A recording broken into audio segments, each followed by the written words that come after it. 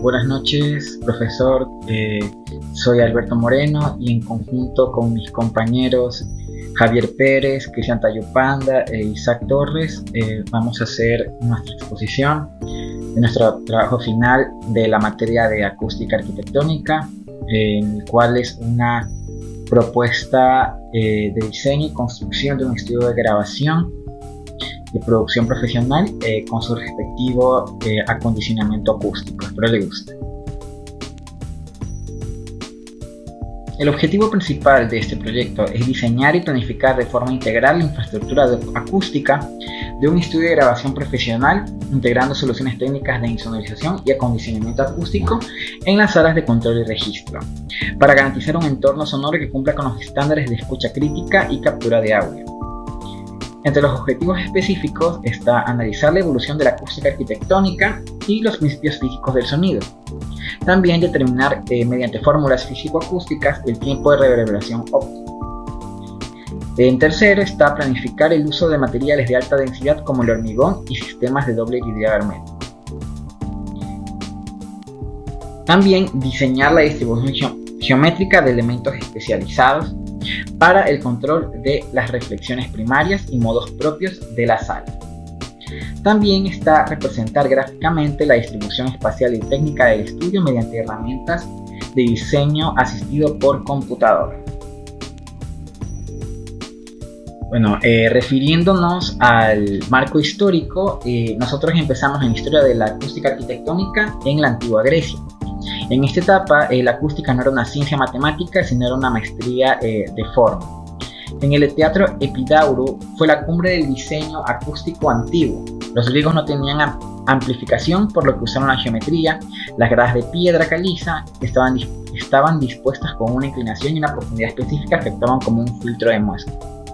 Este diseño suprimía las bajas frecuencias por debajo de los 500 Hz y reflejaba las altas frecuencias hacia filas superiores, permitiendo que 14.000 personas escucharan un susurro desde la orquesta.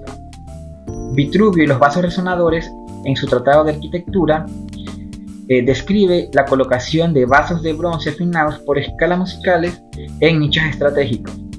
Estos actúan como resonadores de cavidad, absorbiendo energía sobrante y redirigiendo ciertas notas para mejorar la armonía del habla en espacios masivos. En la etapa barroca, la acústica se vuelve más ornamental. La decoración barroca ya no solamente era estética, sino que era un sistema de difusión sonora. En las grandes salas de concierto de esa época, las estatuas y los relieves dorados y los palcos de madera actuaban como difusores. Al ser superficies irregulares, rompían las ondas sonoras en múltiples direcciones, evitando ecos focalizados y creando un campo sonoro envolvente.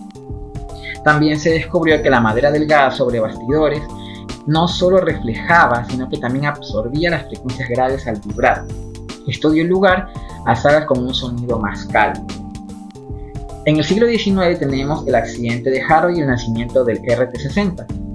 Hasta 1895 la acústica era de ensayo y error, y todo cambió gracias al Folk Art Museum de la Universidad de Harvard. Ese auditorio era un desastre, la reverberación era tan alta que las conferencias eran ininteligibles, o sea, no se podían entender. Wallace Sabine, un profesor de física, decidió medir el tiempo de persistencia del sonido usando un cronómetro, sus oídos y cientos de cojines de la Sanders Theater. Sabine definió la absorción y formuló la ley que relaciona el volumen del aire con la superficie de absorción. Gracias a su trabajo se construyó el Symphony Hall de Boston, que fue el primer edificio diseñado íntegramente bajo cálculos matemáticos acústicos, logrando una reverberación perfecta de 1.9 segundos. Y finalmente en el siglo XX llegó la electrónica, y el reto ya no solamente era que se escuchara fuerte, sino que la sala no coloreara el sonido. Con la radio y el cine sonoro nació el concepto de insonorización, y se empezaron a usar muros dobles y materiales masivos para evitar que el ruido del tráfico o los aviones arruinaran las grabaciones. En los años 40, el desarrollo de lana de vidrio y lana de roca permitió por primera vez tener una absorción predecible y extrema. Esto permitió pasar a salas vivas a salas secas. Ahora refiriéndonos a la acústica ondulatoria tenemos el criterio de Bonello, el cual es una regla de diseño geométrico que ayuda a determinar las dimensiones óptimas de una sala rectangular pequeña, asegurando que su acústica interna sea lo más uniforme posible en las bajas frecuencias. ¿Cuál es el fundamento de esto? Una sala rectangular actúa como un resonador en bajas frecuencias. Esto crea modos de resonancia u ondas estacionarias, que también los llamamos axiales, tangenciales u oblicuos, que amplifican ciertas frecuencias y atenúan otras en diferentes puntos de la sala. Si estos modos se agrupan demasiado o están muy separados, causan problemas acústicos. Estos son como la coloración, en la que ciertas frecuencias graves son exageradas, o la cancelación, en que esas frecuencias graves desaparecen en algunos puntos. Este criterio establece que las dimensiones de la sala deben elegirse de tal manera que la distribución de los modos de resonancia sea lo más uniforme y espaciada posible en la escala logarítmica. ¿Cuál es la función del criterio de Bonello? Pues esta tiene dos propósitos principales. El primero es evitar la coloración acústica, ya que al lograr una distribución modal uniforme se reduce la probabilidad de que hayan picos de resonancia o nulos muy pronunciados, lo que lleva a una respuesta de frecuencia más plana y un sonido más neutro en el extremo grave.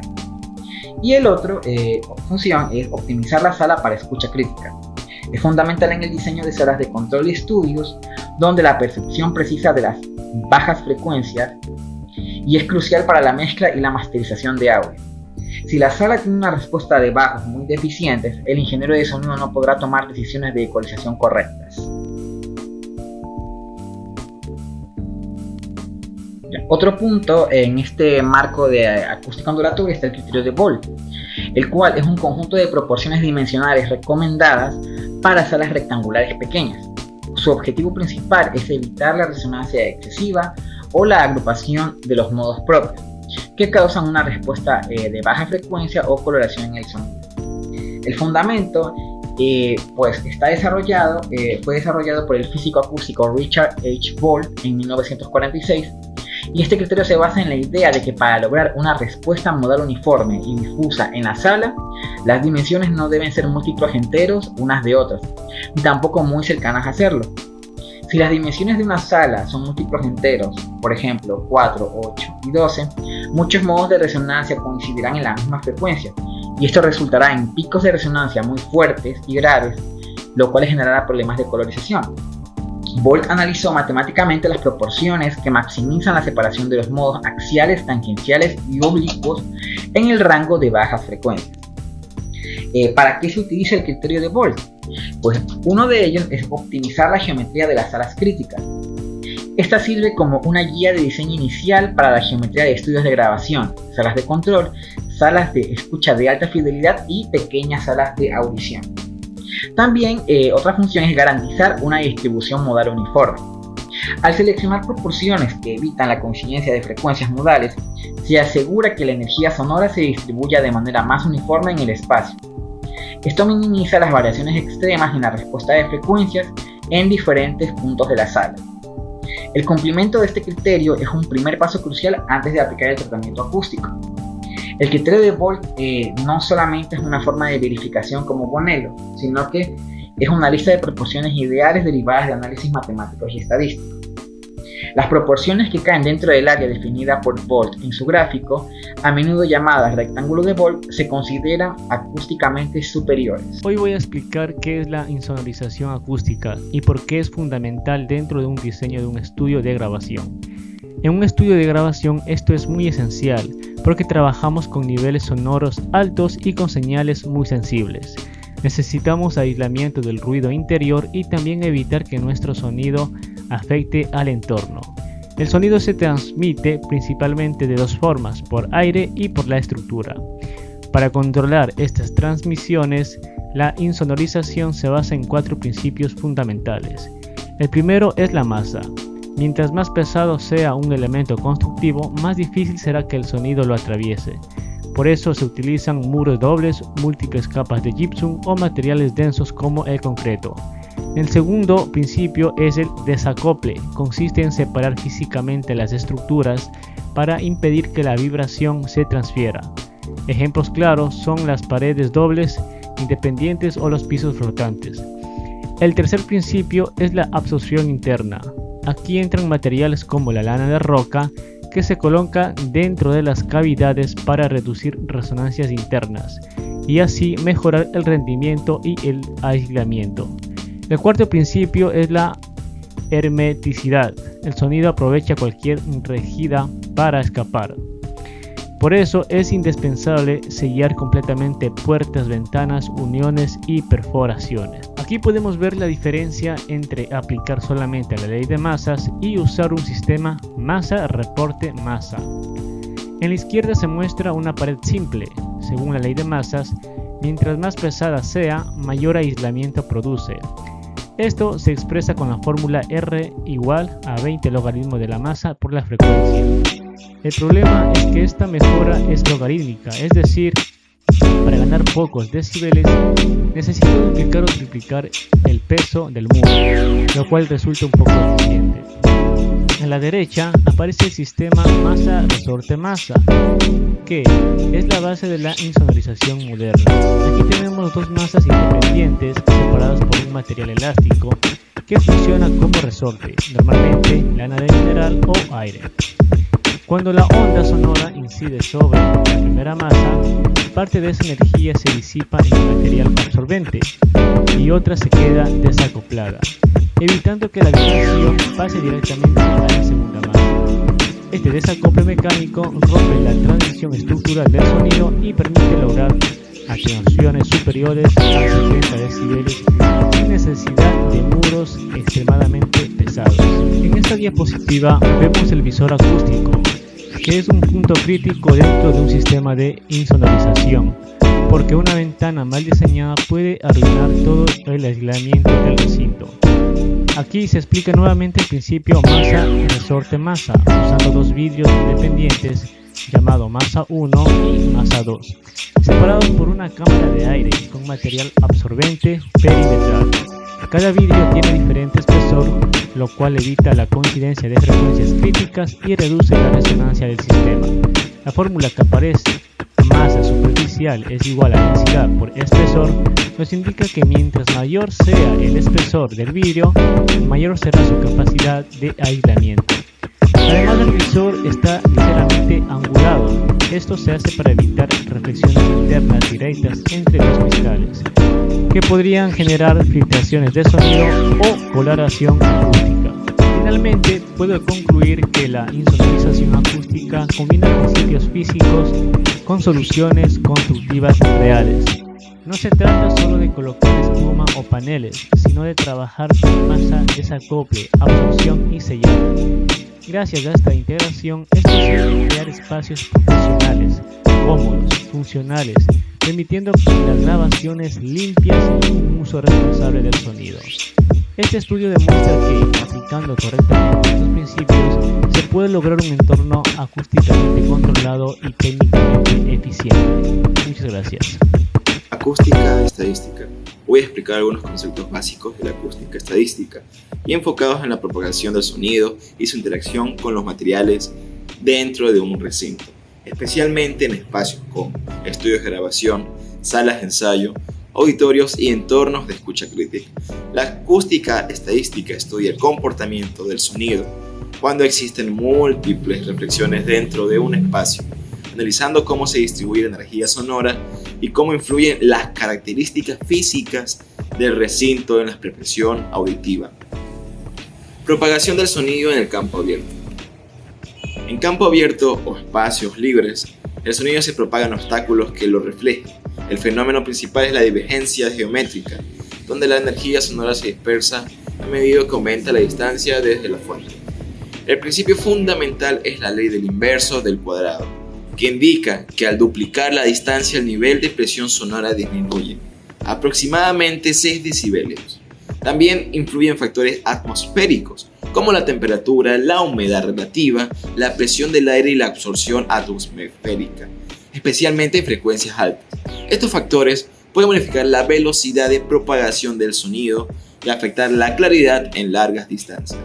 Además, en campo abierto se diferencia claramente entre el sonido directo y la ausencia casi total de reflexiones significativas, lo que facilita el análisis del comportamiento básico de una fuente sonora. reflexión, absorción y difusión del sonido. La reflexión ocurre cuando una onda incide sobre una superficie rígida y no es absorbida. Materiales como el vidrio, el mármol o el hormigón producen reflexiones especulares donde el ángulo de incidencia es igual a la reflexión. Estas reflexiones pueden reforzar o interferir con el sonido directo dependiendo de la posición del oyente. La absorción se da cuenta parte de energía sonora de transforma en calor o vidrio dentro del material. Esto se mide con el coeficiente de absorción, que depende del espesor, la porosidad, la densidad y la frecuencia del sonido. Los materiales porosos absorben bien los agudos, mientras que los resonadores se enfocan en el grave. La difusión aparece cuando el sonido se dispersa en múltiples direcciones, al impactar superficies irregulares o diseñadas específicamente para este fin. Esto mejora la sensación espacial, aumenta la uniformidad del campo sonoro y ayuda a evitar ecos y concentraciones excesivas de energía en ciertos puntos y así eliminar la energía sonora total. El eco y el eco pulsante. El eco es una reflexión que llega al oyente con un retraso perceptible respecto al sonido directo, según el efecto Haas o precedencia. El oído humano percibe un sonido separado cuando el retardo supera aproximadamente los 50 milisegundos, aunque este valor puede variar según el contexto acústico. El eco pulsante ocurre entre superficies paralelas y reflectantes. Se percibe como un zumbido metálico o en efecto filtrado tipo peine, afectando negativamente la inteligibilidad del habla y la calidad musical. Este fenómeno es común en salas con paredes paralelas sin tratamientos acústicos adecuadamente. El ecograma. El ecograma es una representación del sonido en el dominio del tiempo. Muestra el sonido directo, las reflexiones tempranas y la cola reverberante, permitiendo analizar cómo se distribuye la energía sonora dentro de una sala y detectar posibles problemas acústicos. Es una herramienta importante para el diseño acústico porque ayuda a evaluar la claridad, la definición y el balance entre energía directa y reflejada. Materiales absorbentes. Los materiales absorbentes porosos, como la lana de roca, la fibra de vidrio, se utilizan para controlar frecuencias medias y altas. Funcionan por fricción del aire dentro de sus poros y son eficaces para reducir el tiempo de reverberación general y mejorar la inteligibilidad. Los absorbentes resonadores, como los de Helmholtz y los de membrana, están diseñados para controlar frecuencias bajas, donde los materiales porosos no son efectivos. Permiten corregir resonancias modales y problemas de acumulaciones de graves sin eliminar el brillo natural de la sala. Además, en el diseño acústico moderno se combinan absorbentes y difusores para lograr un equilibrio entre control y naturalidad sonora. Wallace Clemens Sabin y el RT60 fue el científico que sentó las bases de la acústica estadística. Definió el RT60, que es el tiempo que tarda el sonido en decaer 60 decibelios, y desarrolló una fórmula que relaciona el volumen de la sala con la absorción total, permitiendo diseñar espacios acústicamente controlados. El RT60 es uno de los parámetros más importantes en el diseño acústico, porque influye directamente en la claridad del habla, la definición musical y la sensación espacial. Valores altos producen ambientes reverberantes, mientras que valores bajos generan espacios más secos y controlados, ideales para la grabación y la mezcla. Bueno, a mí me tocó hablar sobre la parte empírica del proyecto. Lo primero que hice fue el análisis modal. Primero calculamos los modos propios de las salas usando las dimensiones reales. En el control room los modos están bien distribuidos y cumplen con el criterio de Volt y de Bonello, así que no hay resonancias críticas. En el living room la mayoría de los modos están bien, pero hay acumulación entre los 180 a 200 Hz que tratamos con absorción específica. Los tiempos de reverberación en el control room, el objetivo es llegar a 0.21 segundos. Se necesitan unos 80 metros cuadrados logrados con paneles porosos, trampas de graves y techo absorbente. Para el living room el objetivo es llegar a 0.45 segundos. Se requieren 57 metros cuadrados combinado con absorción moderada, trampas de graves y zonas reflectantes. Para la insonorización, la base del aislamiento es un muro de hormigón denso de 12 centímetros con 282 kilogramos de metros cuadrados de masa. Aplicamos la ley de la masa para calcular cuánto reduce el ruido en medidas altas y mantiene 55 a 60 decibeles de aislamiento. Para mejorar los graves usamos un sistema de masa resorte masa, que esto quiere decir que es un muro de hormigón con una cámara de aire, con lana mineral y un tabique interno desacoplado, o sea, para que tenga un rebote. Así logramos que los niveles sean pues compatibles con lo que necesitamos. Para el material de acondicionamiento usamos lana mineral de 50 milímetros o también de 40 milímetros para absorber sobre todo los medios y los agudos. Las trampas de graves pues en las esquinas para controlar las bajas frecuencias, difusores y paneles rígidos para mantener naturalidad en el living room, y el techo absorbente en el control room para controlar pues las primeras reflexiones que se producen. Y bueno, en conclusión, las salas funcionan bien acústicamente después de haber hecho todas estas mejoras. Modalmente son estables, la reverberación está dentro de los valores ideales, el aislamiento pues controla bastante bien el ruido externo, y el tratamiento interno pues equilibra la absorción, difusión y control de graves. Bueno, aquí podemos ver la ilustración que se hizo en el programa SketchUp. Como pueden ver, se logró las dos salas, tanto la de registro como la de control. Aquí esta es la que está por fuera. En esta de aquí se puede ver ya desde un punto de vista de plano, pues cómo se ve el interior de ambas salas. Esta es la sala de control. Aquí se puede ver su diseño interior de frontal y de lado, el interior. Y aquí está la sala de registro también desde su interior. Ahora, las conclusiones, pues este proyecto de diseño para un estudio de grabación profesional demuestra que la integración de sinergia entre la rigidez estructural y el tratamiento acústico especializado es la única vía para alcanzar estándares de producción sonora. Mediante el uso de hormigón de alta densidad se logró establecer una barrera de masa crítica que garantiza un entorno libre de contaminaciones externas, sentando las bases para una insonorización de grado profesional. En la sala de control se consolidó un entorno de escucha crítica con un tiempo de 0.21 segundos, un tiempo de reverberación, optimizado mediante el cumplimiento del criterio de Bonello, asegurando una respuesta de frecuencia plana y una toma de decisiones precisa durante la mezcla. En el caso de la sala de registro, fue proyectada para ofrecer una respuesta de 45 segundos en tiempo de reverberación, logrando un balance musical entre el control de bajas frecuencias y una viveza natural entre los medios agudos, favoreciendo la captura de instrumentos con carácter y profundidad. Y la viabilidad arquitectónica por el modelo 3D no solamente cumple con la distribución espacial requerida, sino que sustenta una infraestructura capaz de gestionar la energía sonora de forma inteligente. Y gracias a esto, pues este diseño garantiza un campo sonoro difuso, controlado y desacoplado, cumpliendo con los objetivos de garantizar la fidelidad técnica en la sala de control y la versatilidad artística en la sala de registro, consolidándose como un espacio de alto rendimiento para la industria del audio. Bueno, con esto terminamos nuestro trabajo. Espero que le haya gustado, profesor. Muchas gracias por su atención.